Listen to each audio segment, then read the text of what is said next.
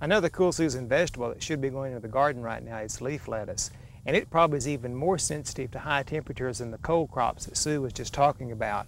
So we've tried to help this lettuce seed out just a little bit. Several days ago we moistened this seed well and placed it in the refrigerator in these shallow trays and covered it over with plastic wrap in order to start the germination process.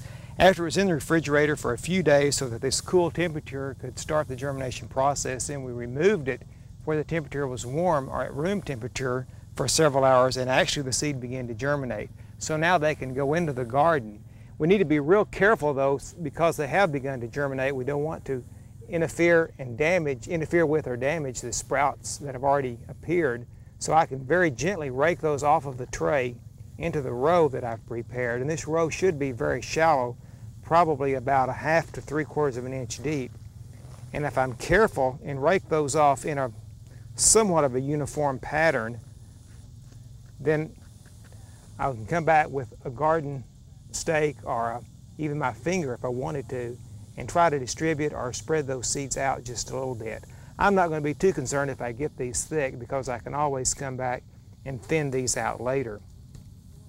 The soil should be well prepared and well moist before you sow the lettuce seed or any of these small seeds for that matter. And in order to hold the moisture in and also to keep the temperature down somewhat, they can be insulated some.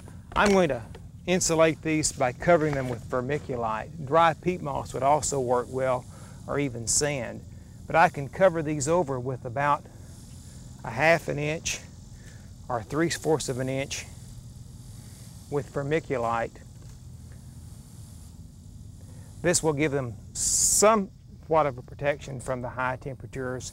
And now in order to hold this in, I'm going to just gently cover them over with some of the soil. And I should have these things coming up within a couple of days now. If you haven't tried leaf lettuce in your garden, now's a good time to plant some this fall.